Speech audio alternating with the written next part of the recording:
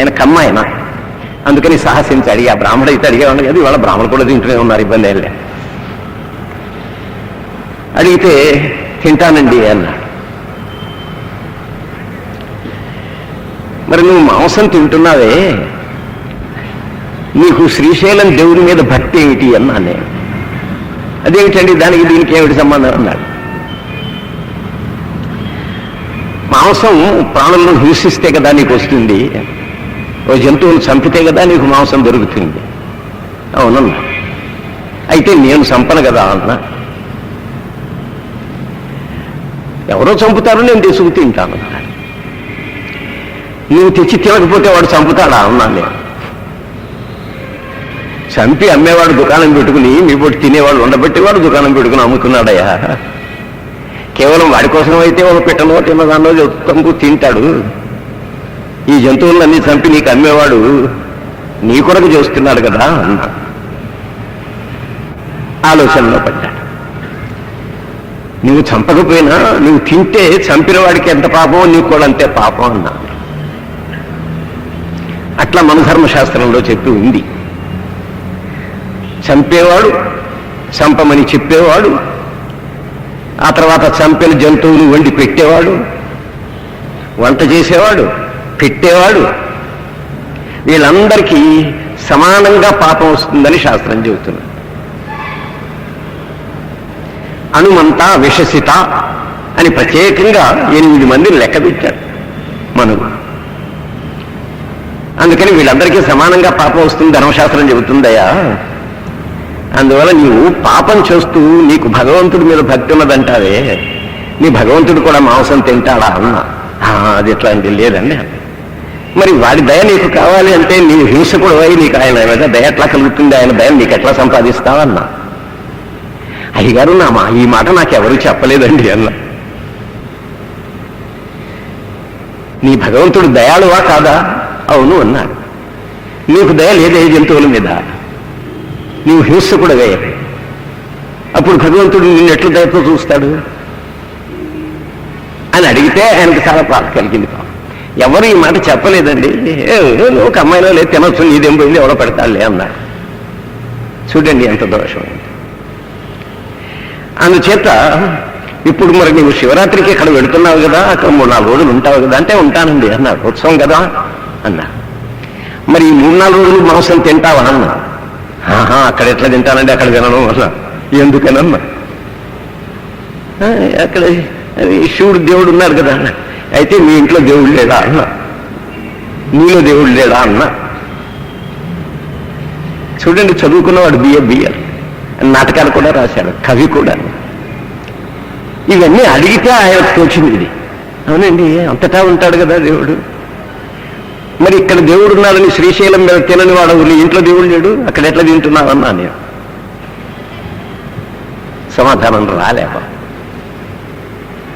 మనం చేసే పనులను మనం ఆలోచించకుండా చేస్తూ ఉంటాం.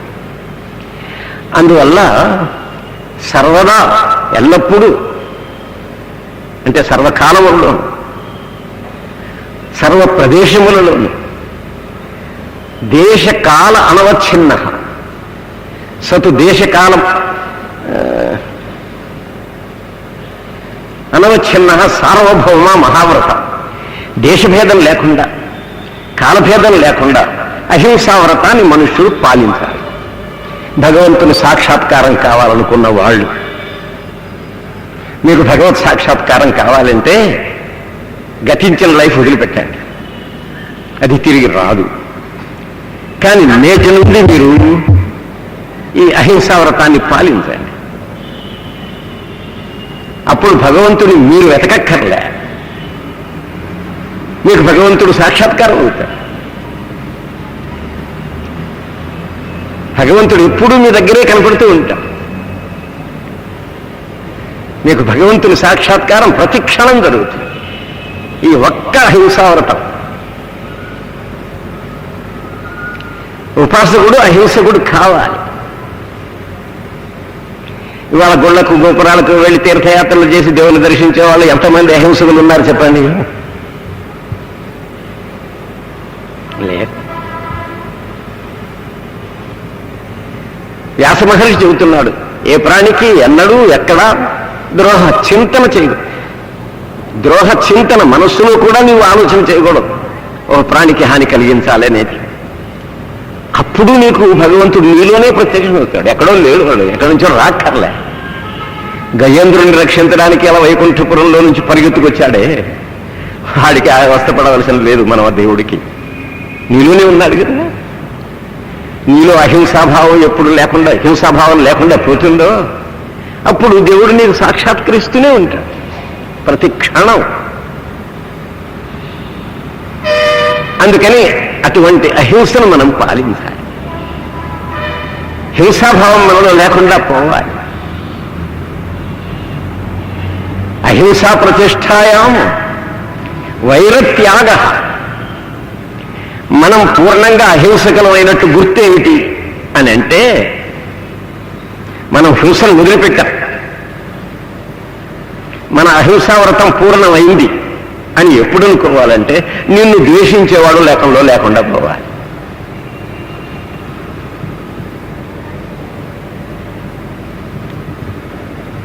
ఎవడు అహింసావ్రతమును పాలిస్తాడో వాడిని లోకం ద్వేషించదు. బుద్ధుని కథలు మీరు విని ఉంటే మీకు తెలుసు ఉంటుంది. బుద్ధుడు అహింసావ్రతాన్ని పాటించాడు. అందుకని బుద్ధుణ్ణి అందరూ ప్రేమించేవాళ్ళు, ఎవరు అతన్ని ద్వేషించేవాళ్ళు కారు. ప్రాచీన ఋషులు మునులు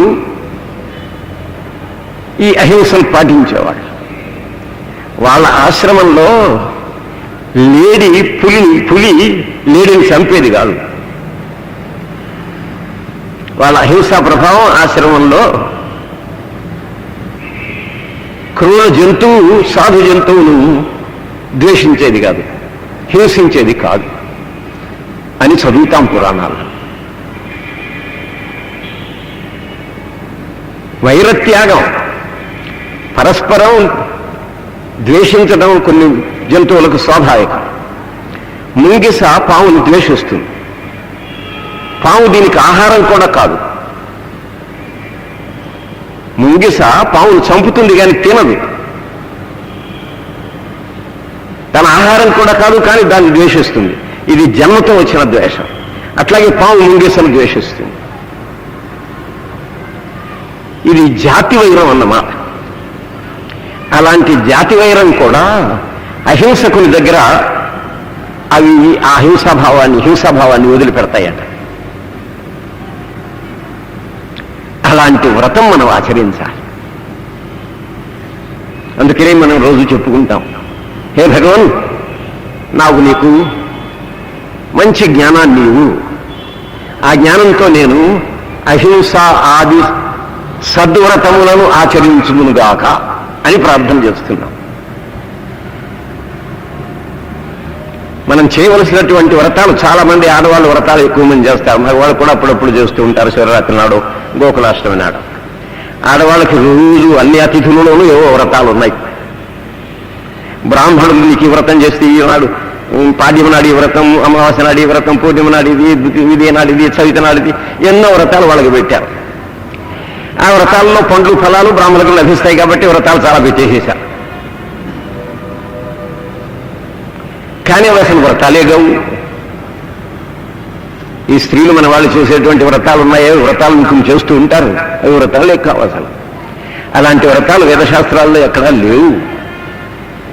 అహింస, సత్యం, అస్తేయం, బ్రహ్మచర్యం, ఇవి వ్రతాలని శాస్త్రం చెబుతున్నాను. ఎవరన్నా చెప్పారా మీకు ఇది? ఒక తెలగాయనో, ఒక అమ్మాయినో, లేకపోతే ఒక రెడ్డి గారు ఏ బ్రాహ్మణులను పిలిచి, అయ్యా మేము మాంసం తినొచ్చునంటే, మీరు దానికేమిటండి, మీరు తినాల్సిందే, మీరేం బామలా అంట. నీవు మనిషి, నీ ఆహారం జంతువు కాదు, నీవు శాకాహారి అని చెప్పే మనకు ఎవరు దొరుకుతున్నారండి? లేదు. అందువల్ల మనకు భగవంతుడు చాలా దూరం.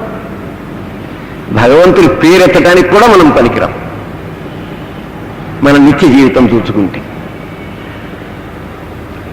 అందువల్ల ఈ మహావ్రతం ఆచరించాలి. అహింసావ్రతం, సర్వదా సర్వభూతానాం అనభిద్రోహ సతు దేశకాలానవచ్ఛిన్న. ఒక దేశంలో నేను మాంసం తిన్నాను, ఒకనాడు నేను తిన్నాను అంటే కాదు. అన్ని కాలములలో అన్ని దేశములలో నీవు అహింసా వ్రతాన్ని పాటించు, అప్పుడు అది మహావ్రతం అవుతుంది. ఈ మహావ్రతికి భగవంతుడు అనుక్షణం ప్రత్యక్షం అవుతూ ఉంటాడు, సాక్షాత్కరిస్తాడు. సాక్షాత్కరించడం అంటే అర్థం వెంకటేశ్వరులాగా బొమ్మగా కనపడటం కాదు. అది అప్పుడప్పుడు ఎక్కువ తింటే కడుపులో నొప్పి సాక్షాత్కారం అవుతుంది మీకు. అదేం బొమ్మగా కనపడుతుందా? అనుభవం, ఫీలింగ్, అది కండ్లకు కనపడటం కాదు. అది అందుచేత మీరు భగవత్ సాక్షాత్కారం కావాలనుకుంటే ఈ అహింసా వ్రతాన్ని పాలించాలి. బుద్ధుడు ఒకనాడు ఒక గ్రామం నుంచి ఇంకొక గ్రామానికి వెళుతున్నాడు. వెళుతుంటే ఆ గ్రామవాసులు అన్నారు, స్వామి మీరు లోక కళ్యాణకారులు, మీరు దయచేసి ఈ మార్గాన వెళ్ళవద్దు అన్నారట. ఆయన నవ్వుతూ ఎందుకు అని అన్నారట.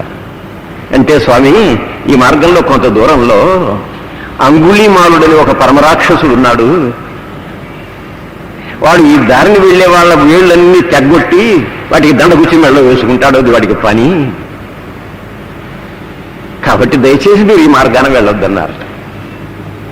ఎవరి అంగుళీమాలుడు అని అడిగాట. అడిగితే స్వామి ఇతను ఒక హరిజనుడు, అతనికి ఒక కుమారుడు, ఆ కుమారుడికి జబ్బు చేసింది, వాడు సావు బ్రతుకుల్లో ఉన్నాడు.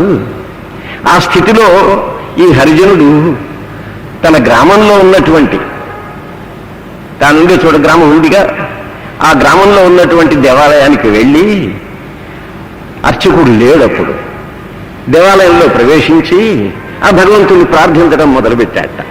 స్వామి నా ప్రాణాలు చూసుకో, నా పిల్లవాడిని బ్రతికించు. వాడికి అంతకంటే వచ్చు ప్రార్థన. నా ప్రాణాలు చూసుకో స్వామి, నా పిల్లవాడిని మాత్రం బ్రతికించు అని వేడుకుంటున్నాడు. అదే సమయంలో పూజారి వచ్చి, ఓరి దుర్మార్గుడా, చండాలుడా, దేవాలయం అంతా పాడు చేశావా అని వాడిని బయటికి నెట్టి గందరగోళం చేసి ఊళ్ళో వాళ్ళందరూ పిలిచి వాడిని కొట్టి వెళ్ళగొట్టారు. ఇంటికి వచ్చేటప్పటికి తన పిల్లవాడు చచ్చిపోయినాడు. వాడు మహా దుఃఖితుడై గొప్ప దుఃఖంలో పడి, భగవంతుని నేను ప్రార్థన చేసుకుంటూ ఉంటే నా ప్రార్థన పూర్తి కాకముందే వాడు నన్ను వెళ్ళగొట్టావు, అందుకని నా పిల్లవాడు చచ్చిపోయినాడనే వాడు మూర్ఖుడికి జ్ఞానం కలిగింది. అందుకని వాడు శత్రువు అయినాడు మనుషులకు. నాటి నుండి వాడు ఒక చోట ఉండి వాడికి ఇంకా కొంతమందిని ప్రభు చేసుకుని ఆ దారిని వెళ్ళే వాళ్ళందరినీ వాళ్ళ వేళ్ళు నరికి మాలలుగా వేసుకుని తిరుగుతూ ఉండేవాడు. అటువంటి పరమ రాక్షసుడైనాడు. అట్లా చేసింది ఈ సంఘం.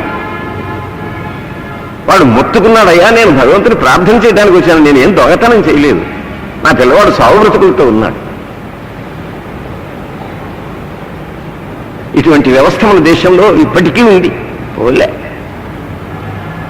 అలాంటి వాడు ఉన్నాడు స్వామి, మీరు ఆ దారిని వెళితే అపకారం చేస్తాడు. ఆయన నవ్వుతూ సరేలే అని చెప్పి అట్లాగే వెళ్ళాడట. ఆ అంగుళీమాలుడు మరి ఎట్లా పసిగట్టాడో, భగవాన్ బుద్ధదేవుడు ఈ దారిని వస్తున్నాడని తెలిసి వాడు ఆ మాలను తీసి పారేసి దగ్గరున్న చెరువులో స్నానం చేసి గుడ్డలు కట్టుకుని ఆయనకి ఎదురుగా స్వామి బుద్ధం శరణం గచ్చామి అని వచ్చాడు. నాటి నుండి వాడు శిష్యుడైనా, బుద్ధుని శిష్యుడైనా. అటువంటి పరమ దుర్మార్గుడు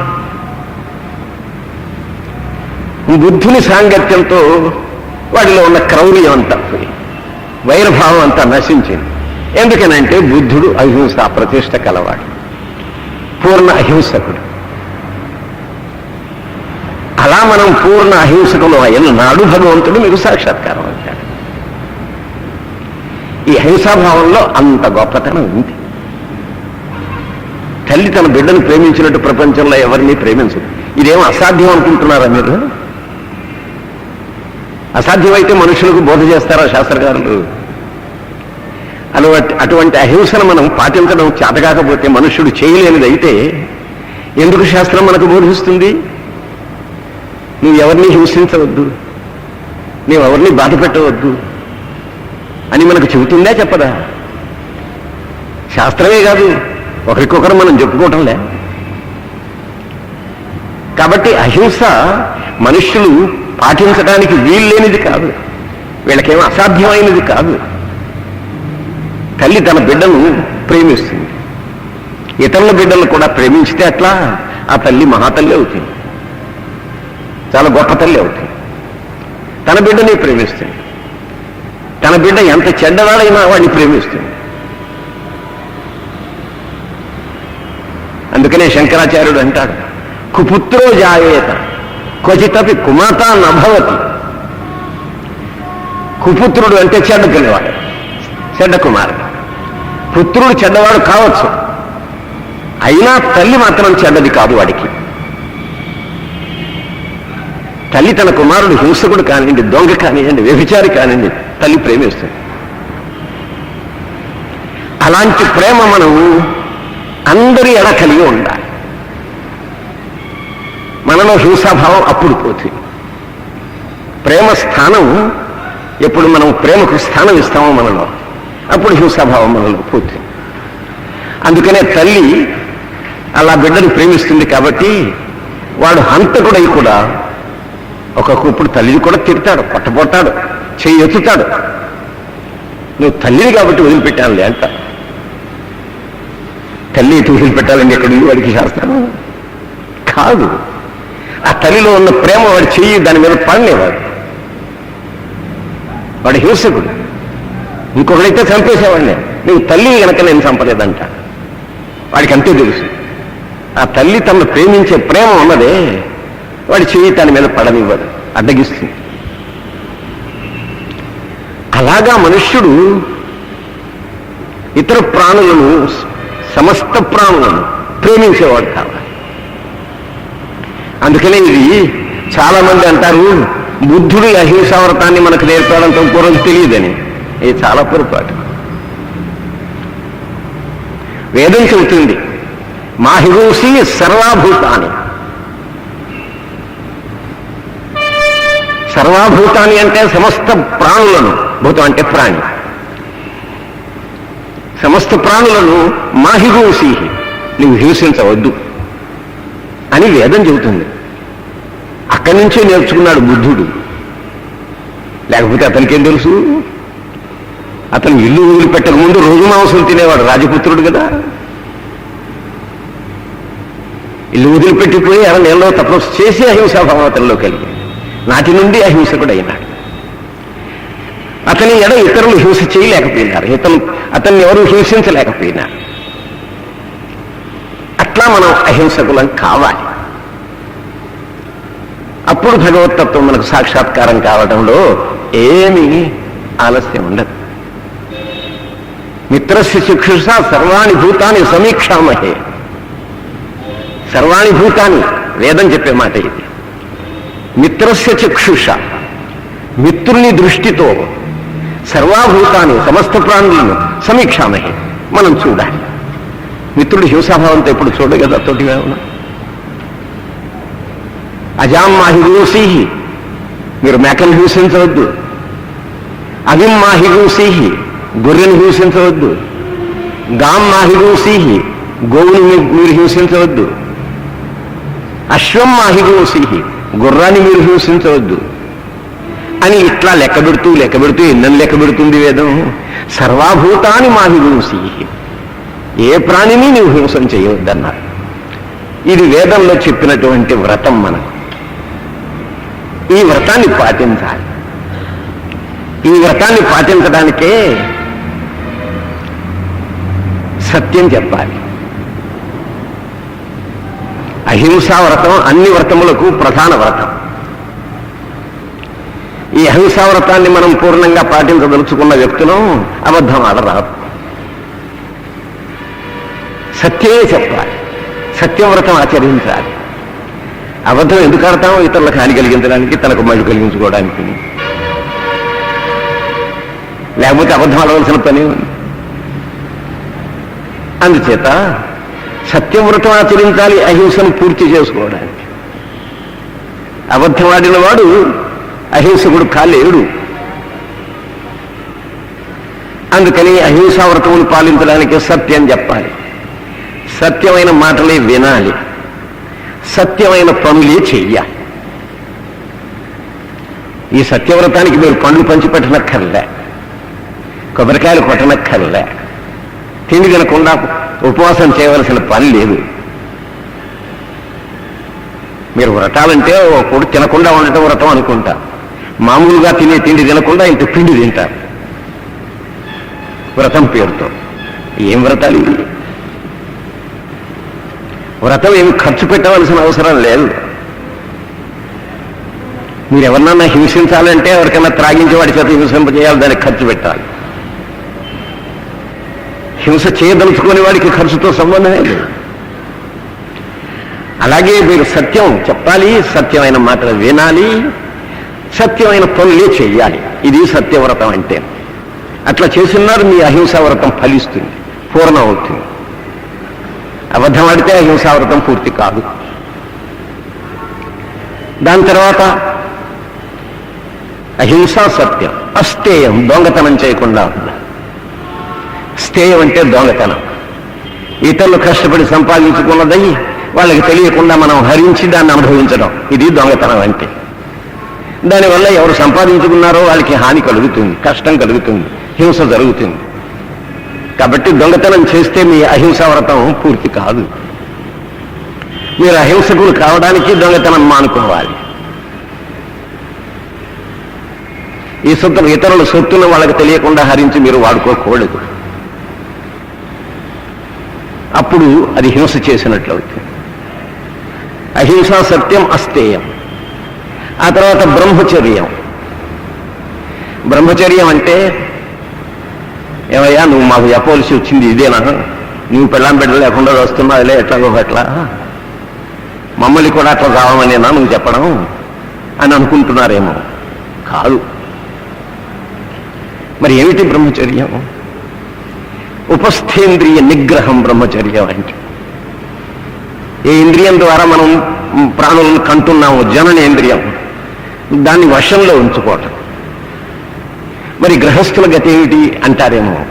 గృహస్థుడు కూడా సంతానార్థం దాంపత్యం నెరవేర్చుకోవాలి.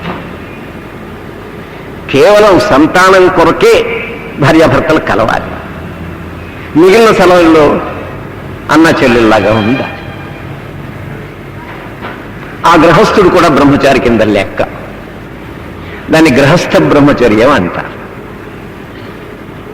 శరీరంలో వీర్యం అతి మూల్యమైన వస్తువు. ఆ వీర్యమే రామచంద్రునికి అన్నట్టు. ఆ వీర్య ఫలం రామచంద్రుడు, ఆ వీర్య ఫలమే మనకు శివాజీ, ఆ వీర్య ఫలమే లోకంలో ఉన్న గొప్ప గొప్ప వాళ్ళందరూ.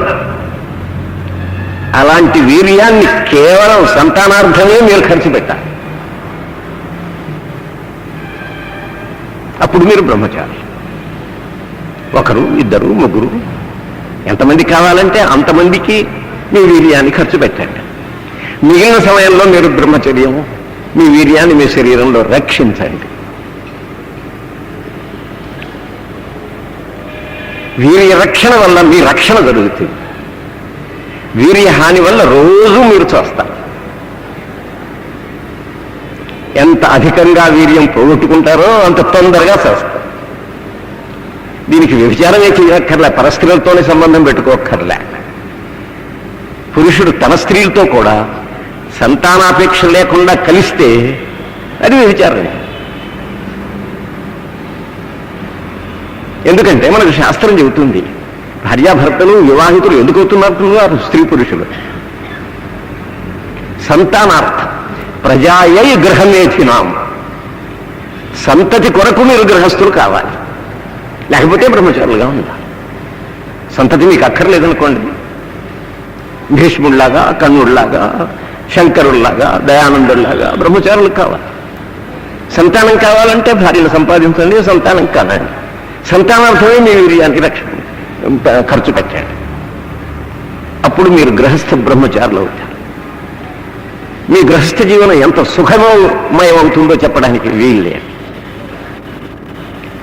ఎప్పుడైతే వీర్యం అంటే ఏమిటనుకున్నారు? బ్రహ్మచర్యం అంటే శరీరాన్ని కాపాడుకోవడం. శరీరాన్ని కాపాడేటువంటి పదార్థాన్ని శరీరంలో దాచుకోవటం అన్నమాట. దాన్ని వ్యర్థం చేయకుండా ఉండటం. గాంధీ గారు ఎంతమంది పిల్లలు కలిగిన తర్వాత ఇప్పుడు బుద్ధి వచ్చిందట, బ్రహ్మచర్యం అంటే ఒకటి తెలిసిందట. అప్పటి నుంచి నేను బ్రహ్మచారిని కావడానికి ప్రయత్నం చేశాను అన్నా. ఎన్నాళ్ళకు నీ బ్రహ్మచర్య కోరిక సిద్ధించిందయ్యా అంటే 6 సంవత్సరాలు పట్టిందన్నారు. అప్పటికి కన్న పిల్లలందరూ కన్న తర్వాత 6 సంవత్సరాలు నేను ప్రయత్నం చేసి కస్తూరిబాను పక్కన పడుకోబెట్టుకుని వికారం పొందకుండా ఉండగలిగానన్నాడు. అందుకనే గాంధీ మహాత్ముడైనాడు. జవహర్ అట్లా మహాత్ముడు కాలే, ఇంకా ఎవరు మన నాయకులు అట్లా మహాత్ములు కాలే. అతనికి వచ్చినటువంటి మహాత్మ్యం ఎక్కడి నుంచి వచ్చిందనుకున్నారు? ఈ బ్రహ్మచర్య పాలన. అతను కూడా సత్యాన్ని పాలించాడు, అతను కూడా అహింసను పాలించాడు. అందుకని మహాత్ముడైనాడు. అందుకనే గాంధీ చెప్పగలిగేవాడు, నేను విదేశస్తులు అడుగుతూ ఉంటే, అయ్యా భగవంతుని నువ్వు చూచావండి, భగవంతునితో నేను మీతో మాట్లాడుతున్నట్టు మాట్లాడతానని అంటాడు వాడు. మీరు చదవండి ఆయన జీవితం. ఆయన యథాశక్తి జీవితంలో చేసిన ఘనకార్యాలు ఏమిటనుకున్నారు? దేశానికి స్వాతంత్ర్యం సంపాదించడం ఆయన కంటే గొప్పవాళ్ళు చాలా మంది చేశారు. ఆయన్ని గొప్పగా మనం ఎందుకు చెప్పుకుంటున్నాం? కారణం అతను అహింసా వ్రతాన్ని పాటించడానికి ప్రయత్నం చేశాడు. అందుకొరకు సత్యం చెప్పాడు. గవర్నమెంట్కి భయపడి ఎప్పుడు అసత్యం చెప్పలే. తను ఏది చేయబోయేదో ముందు గవర్నమెంట్కి తెలిపేవాడు. నిర్భయంగా చెప్పి చేసేవాడు, అబద్ధం ఆడేవాడు కాదు. ఆ తర్వాత మాంసం అన్నాడు భుజించిన వాడు కాదు. ఒక్కనాడు పొరపాటున ఎవళ్ళో తోటి స్నేహితులు చెబితే మాంసం తింటే బలం వస్తుంది, దేశాన్ని మనం ఏదో చేయగలుగుతాం అని చెబితే పొరపాటు పడి ఒకనాడు తింటే ఆయన రాత్రి అంతా మేక పొట్టలో అరుస్తూనే ఉందేట, నిద్ర పట్టలేదట పాపం. ఆ తర్వాత మరునాడు తండ్రి పాదాల మీద పడి, స్వామి నేను పొరపాటు చేశాను పితాజీ, నీకు తెలియకుండా మాంసం తిన్నాను, ఇక ముందు ఇటువంటి తప్పుడు పనులు చేయను అంటాడు. జీవితంలో ఒక్కసారి అతను చేశాడు. అతను ఆ విధంగా మనుష్యుడు అతను బ్రహ్మచర్యాన్ని పాటించడానికి తెలిసినప్పటి నుంచి ప్రయత్నం చేశానన్నాడు. అందువల్ల బ్రహ్మచర్య పాలన మనం చెయ్యాలి. కుటుంబ నియంత్రణ చేయడానికి పెద్దగా చర్చలు జరుగుతున్నాయి. రేడియోలు చెవులు పడేటి రోజు గోడ పెడుతున్నాయి. దానికి కృత్రిమ పద్ధతులు చెబుతున్నారు. కానీ నువ్వు సంతానం కొరకే మిగిలిన సమయంలో స్త్రీ పురుషులు ఇద్దరు బ్రహ్మచారులుగా ఉండండి, అప్పుడు మీ జీవితం ఎంత సుఖంగా ఉంటుందో మీకు తెలుస్తుంది. ఇవి చేయకుండా మనకు భగవంతుడు కావాలంటే ఎక్కడి నుంచి వస్తాడు? కావడానికి వీళ్ళే.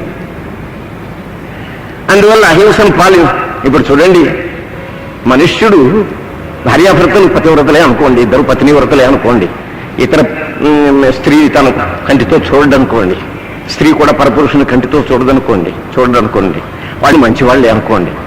అంత మాత్రం చేతనే బ్రహ్మచర్యం పాలించినట్లు కాదు.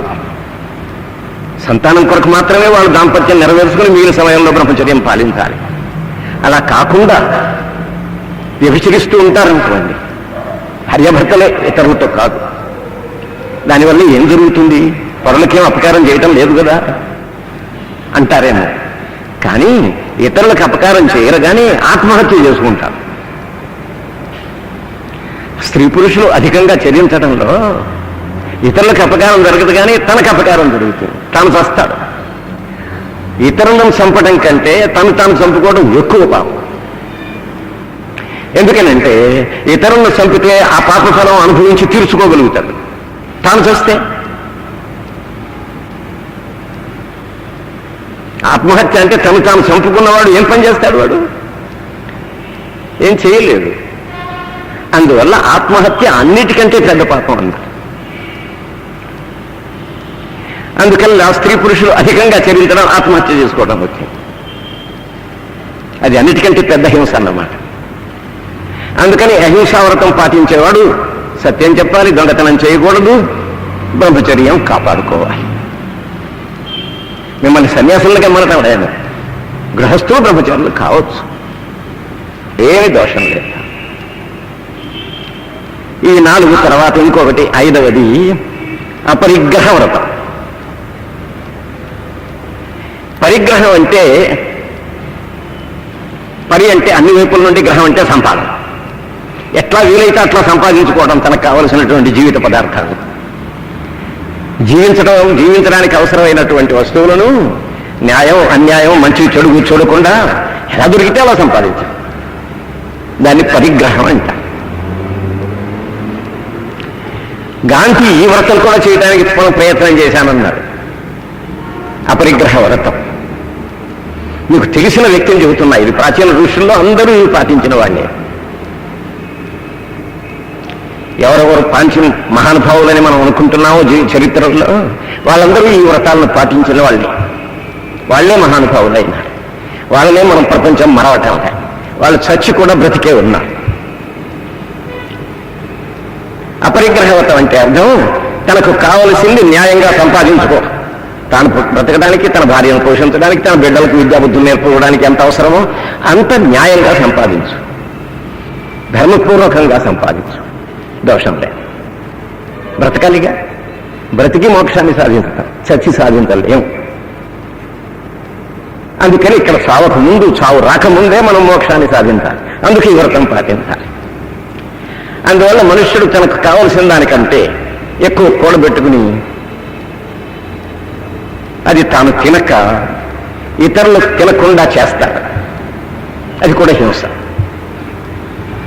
భగవంతుడు మనకి ప్రపంచాన్ని సృష్టించి మన కొరకు త్యాగం చేశాడు. తేన త్యక్తేన భుంజీథా ఈశావాస్యమిదం సర్వం యత్కించ జగత్యాన్ జగత్. ఈ ప్రపంచంలో ఉండే పదార్థాలన్నింటినీ సృష్టించి దాని అందులో వ్యాపించి ఉండి తేన త్యక్తేన సృష్టి చేసి మన కొరకు త్యాగం చేశాడు. మన కొరకే సృష్టి చేశాడు భగవంతుడు. వాడికి ఈ పదార్థములతో ప్రయోజనం ఏం లేదు. జీవులకు దీంతో ప్రయోజనం ఉంది ప్రపంచంతో. అందుకొరకు మన కొరకు సృష్టించాడు, మనకు వదిలిపెట్టాడు, అనుభవించమన్నాడు. భుంజీథాహ, భుంజీథాహ అంటే నువ్వు అనుభవించునైనా అన్నాడు భగవంతుడు. నీ కొరకే సృష్టి చేశానన్నాడు. కానీ ఈ అనుభవించడంలో ఒక విషయం గుర్తుపెట్టుకున్నాడు. ఏమిటది? మా గృహ, లోభివి కావద్దని. నీకు కావలసిన దానికంటే ఎక్కువ సంపాదించుకోవడం లోభితనమే. సంపాదించింది తను తినకుండా, పెట్టకుండా ఇతరులకు దాచిపెట్టడం ఇది లోభితనం. అది మాత్రం వద్దు. నీకెంత కావాలో అంత న్యాయంగా సంపాదించుకొని అనుభవించు. మా గృహ, నీవు లోభివి కావద్దు. ఎందుకనంటావా? కస్యసిద్ధనం, నువ్వు సంపాదించుకుని ఈ ధనం అంతా ఎవరిది? నీదా, నీ తాతదా? ఇది నాది, నేను చేసా. ఇదంతా నీ కొరకు అనుభవించడానికి ఇచ్చా, అంతే. నీకు అది అనుభవించు. అనుభవానికి అతిరిక్తంగా ఎందుకు నీకు అని భగవంతుడు ఇలా మనకు ఉపదేశం చేస్తున్నాడు. అందువల్ల ప్రపంచ పదార్థాలు ఎవరికి ఎంత కావాలో సంపాదించుకోండి, తినండి, అందరూ అనుభవించండి. కానీ కావలసిన దానికంటే ఎక్కువ నువ్వు సంపాదించుకుని నువ్వు తినవు. చచ్చిపోయేటప్పుడు ఏడుస్తూ పోతావు, అయ్యో ఎంత సంపాదించానే, ఏమైపోతుందోనని. ఇతరులు తినేయకుండా దాన్ని కాపాడతాం. అప్పుడప్పుడు చలికాలంలో, ఉదాహరణ అత్తే మంచిది కాదనుకోండి, అయినా చెప్పక తప్పదు. చలికాలంలో పశువులకు గాడి ఉంటుంది. పశువులను అక్కడ కట్టివేస్తారు. ఆ ఘాటిలో అవి తినే మేత వేస్తారు. చలికాలం కాస్త చలి ఉంటుంది కదా బయట. కుక్క వెళ్ళి ఆ ఘాటిలో, ఆ గడ్డిలో కూర్చుంటుంది వేడి కోసం. ఆ గడ్డిలో కూర్చుంటుంది, గడ్డి అది తింటుంది, అది తినదు. జంతువు తినబోతే భవం అంటుంది, అరుస్తుంది. తాను తినదు, జంతువులు తినేవారు.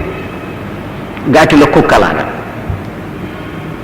అలాగా మనుష్యుడు తాను కావలసిన దానికంటే ఎక్కువ సంపాదించి కూడబెట్టుకుంటాడు. అందులో తాను తినేది కొద్ది, మిగిలింది ఇతరులు తినకుండా తాను ఆకట్టు కూర్చున్నాడు. అలా చూసినప్పుడే దేశంలో కమ్యూనిజం, సోషలిజం, నక్సలిజం ఇవన్నీ వస్తాయి. అందుకని మనుష్యుని జీవనం మారాలి. మనుష్యుడు సంఘజీవి. ప్రపంచ పదార్థాలను తానే ఆకట్టుకుని ఇతరులు లేకుండా చేయకూడదు. తనకెంత కావాలో అంత సంపాదించుకోవచ్చు. దీనిని గాంధీ గారు చాలా రోజుల తర్వాత దక్షిణాఫ్రికాలో ఉండగా తెలిసిందన్నాడు ఆయన. భగవద్గీతలో చదువుకుని అపరిగ్రహ వ్రతం అంటే ఏమిటని ఆలోచించాడు. ఆయన దానికి అర్థం చెప్పాడు, నాన్ పొజెషన్ అని. తనకు కావలసిన దానికంటే ఎక్కువ కూడబెట్టకూడదు మనుష్యుడు, ఆస్తికుడైన వాడు, సృష్టి స్థితి లయకర్త ఒకడు ఉన్నాడని అంగీకరించే వ్యక్తి తనకి ఎంత కావాలనో అంత సంపాదించుకోవాలి. అంతకు పూర్వం ఆయన లైఫ్ ఇన్సూరెన్స్ కట్టాట కొన్ని సంవత్సరాలు. దక్షిణాఫ్రికా నుండి తన అన్నకు రాస్తాడు, అన్నా నేను ఇంతవరకు 3-4 సంవత్సరాలు కట్టాను ఆ పాలసీ, ఇక ముందు నేను కట్టడం లేదు, అది ఏదన్నా వస్తే నువ్వు తీసుకోలేకపోతే వదిలేసేమన్నాడు. ఏమిటిరా అంటే, నేను అపరిగ్రహ వ్రతం చేయదలుచుకున్నాను, నాకు భగవద్గీత చెబుతుంది, ఆస్తికుడైన వాడు భగవంతుడిని అంగీకరించినటువంటి వాడు అపరిగ్రహ వ్రతం ఆచరించాలి, సత్యం అహింస ఇవన్నీ పాటిస్తున్నాడు, బ్రహ్మచర్యం తెలిసినప్పటి నుంచి. అపరిగ్రహ వ్రతం కూడా ఆయన పాటించడానికి మొదలు పెట్టుకుని ఈ పని చేశాడు. అన్నగారు కోపడ్డారు, నీకు పిల్లలు ఉన్నారు, వాళ్ళు ఉన్నారు, వాళ్ళని ఎట్లా వాళ్ళని పోషిస్తా, పెద్దవాళ్ళని చేస్తా, యోగ్యం చేస్తా, వాళ్ళు సంపాదించుకుంటారు. పడుతుంది వాళ్ళ కొరకు వాళ్ళ పిల్లల కొరకు నేను ఎందుకు సంపాదించి పెట్టాలి? వాళ్ళని యోగ్యం చేయాలి కన్నందుకు. వాళ్ళు సంపాదన పరులు అవుతారు, వాళ్ళు సంపాదించుకుంటారు, వాళ్ళ కొరకు నేను ఎందుకు సంపాదించి పెట్టాలి? భగవంతుడి మీద విశ్వాసం ఉన్నవాడు ఈ పని చేయకూడదన్నాడు. ఆ విధంగా ఆయన అపరిగ్రహ వ్రతం ఆచరించారు. ఆయన దక్షిణాఫ్రికా నుండి వస్తూ ఉంటే అక్కడ ఉన్నటువంటి వాళ్లకు చాలా ఉపకారం చేస్తే వాళ్ళందరూ ఏదన్నా ఇవ్వాలనుకున్నారు. ఆయన పారితోషికంగా ఇచ్చి పంపిద్దాం అనుకున్నారు గౌరవించడానికి. కానీ ఆమె తీసుకోడే. ఆయన కేసులు నడపడానికి ఎంత ఫీజు కావాలన్నా అంతే తీసుకునేవాడు, ఎక్కువ తీసుకునేవాడు కాదట. ధనవంతులు ఎక్కువ ఇస్తారన్నా వీల్లేదు.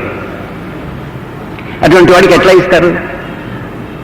ఆయన తీసుకోవడం తెలుసు, కానీ ఎట్లాగన్నా తమ కృతజ్ఞతను వెల్లడించాలని వాళ్ళు కస్తూరి బాకి చెప్పారట, అమ్మా మీరు ఈ దేశం నుంచి వెళ్ళిపోతున్నారు, నీ భర్త మాకు ఎంతో ఉపకారం చేశాడు, కాబట్టి మేము ఏదో కాస్త బహుకరింపదలుచుకున్నాం, నువ్వైనా తీసుకోమ్మా అంటే, అయినా మీరు గాంధీ గారి సంగతి మీకు తెలుసు కదా, ఆయన చాలా కోపిష్టి, ఆయనకి తెలియకుండా నేనే పని చేయడానికి వీలు లేదు, ఆయన అడిగి ఆయన ఒప్పుకుంటే తీసుకుంటానన్నది. అలాగే చెయ్యమ్మా అన్న. ఒకనాడు భార్యకు భర్త వచ్చి కూర్చుని పెట్టి ఆయన చక్కగా భోజనం అది మంచి పదార్థాలు తయారు చేసి దగ్గర కూర్చుని భోజనం చేస్తూ ఆయన మంచి మూడ్లో ఉన్నాడని అనుకున్నదిట. అనుకుని, స్వామి ఇట్లా అడుగుతున్నారు అన్నది ఆవిడ. ఓహో అదే, వాళ్ళు ఇచ్చేది నువ్వు ఏం చేసుకుంటావు, నీకేమన్నా కొరతగా ఉందా అంటే, నాకేం లేదు అన్నారు. మరి ఎందుకు అంటే, ఏం కోడలు ఉంది కదా దేవతా భార్య, ఆవిడన్నా పెట్టుకుంటుంది, కాస్త సంతోషిస్తుంది కదా, మనకు అక్కర్లేదు అనుకోండి, నేను పెళ్లి చేసుకున్నాడే నేను పొరపాటు చేశాను, నాకు ఆ భాగ్యం లేకుండా పోయింది, మరి కోడలన్నా అనుభవించకూడదా అని అంటే, ఓహో అట్లాగా, కోడల కోసమా, అయితే అమ్మాయిని పిలువు అడుగుదాం. పిలిచింది. పిలిస్తే, అమ్మా చూడు, మీ అత్తమామలు నీ భర్త సంపాదించి పెట్టింది నువ్వు తీసుకోవడం ఇష్టమా, లేక ఎవరన్నా మంది సంపాదించి ఇస్తే తీసుకుంటావా అంటే, స్వామి నాకెందుకు మంది సంపాదించింది, మీరంతా ఇచ్చింది చాలదా, నాకు నా భర్త సంపాదించింది నాకు చాలు కానీ నాకు అక్కర్లేదు పోమని అంటే, చూడు బా ఆమెకు అక్కర్లేదుట, నీకు అక్కర్లేదు, నాకు అక్కర్లేదు, ఎందుకు మనం తీసుకోవడం కానీ తీసుకోలే. ఈ విధంగా తనకు అధికంగా వచ్చిన దాన్ని ఉచితంగా ఇస్తామన్నా, కృతజ్ఞతాపూర్వకంగా ఇస్తామన్నా గాంధీ గ్రహించకుండా ఈ అపరిగ్రహ వ్రతాన్ని పాలించాడు. చేతనైనంత వరకు అహింసావ్రతం, చేతనైనంత వరకు సత్యవ్రతం, చేతనైనంత వరకు దొంగతనం చేసేనాడు ఎరగడు, ఆ తర్వాత చేతనైనంత వరకు బ్రహ్మచర్యం కాపాడుకున్నాను తెలిసినప్పటి నుంచి అన్నాడు. అపరిగ్రహ వ్రతం కూడా చేశాడు. ఈ వ్రతాలు మనం చెయ్యాలి. మీకు భగవంతుని సాక్షాత్కారం కావాలి అంటే, భగవంతుణ్ణి సగుణంగాను నిర్గుణంగాను సాక్షాత్కారం చేసుకోవాలి అంటే ఈ వ్రతాలు ఆచరించాలి. ఇది మీకు అసాధ్యం అంటారా? కాదు. చేసిన మనుషులు కనపడుతున్నారు, వాళ్ళు మనుషులే, మనము మనుషులమే.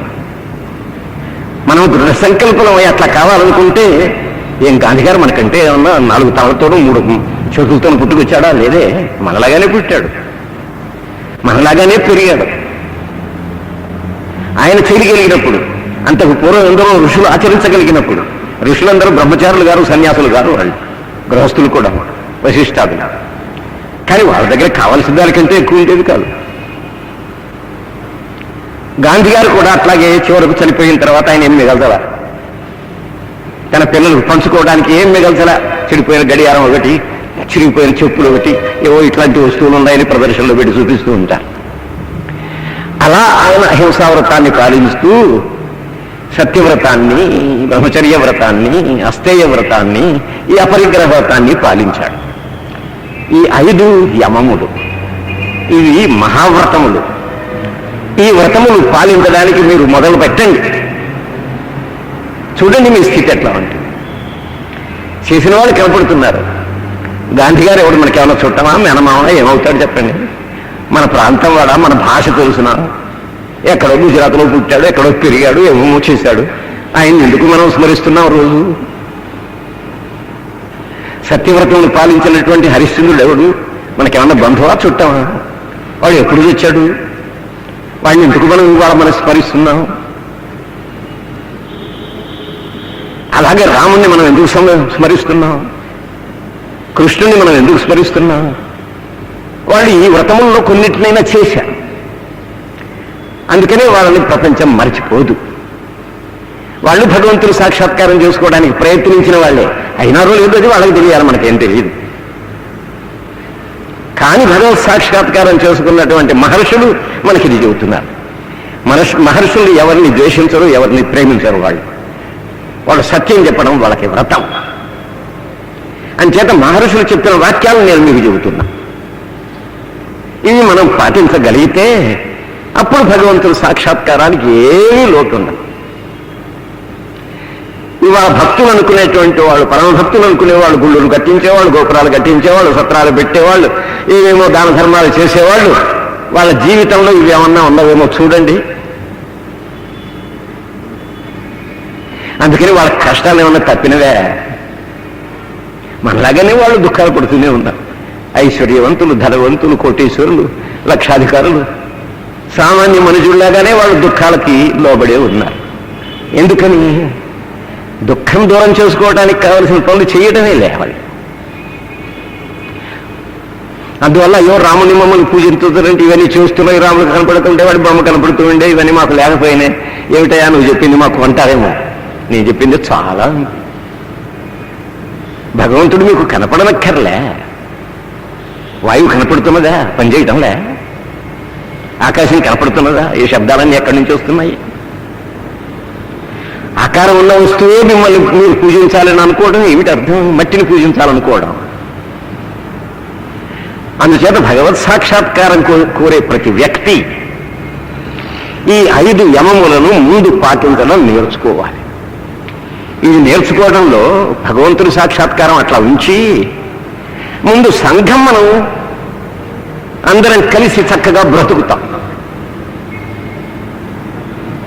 సాంఘికంగా ఉండే మన జీవితంలో కష్టాలు మనకు రావు, బాధలు మనకు కలగవు. అప్పుడు సంఘం ఎంత శాంతంగా ఉంటుంది.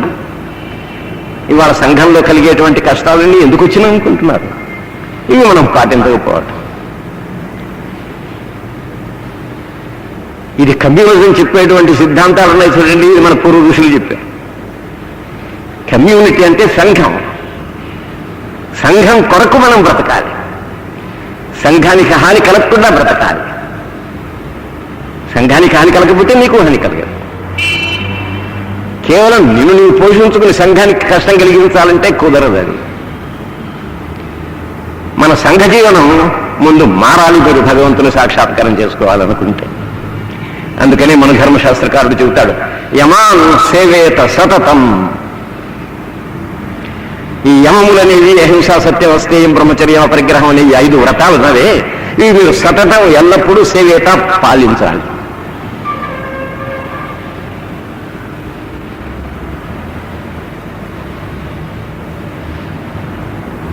దాని తర్వాత నియమములని ఇంకొక 5 ఉన్నాయి. ఇవేమో సాంఘికంగా మనం పాలించవలసినటువంటి, వ్యక్తిగతంగా మనం పాలించవలసిన 5 ఉన్నవి. నేను సంక్షేపంగా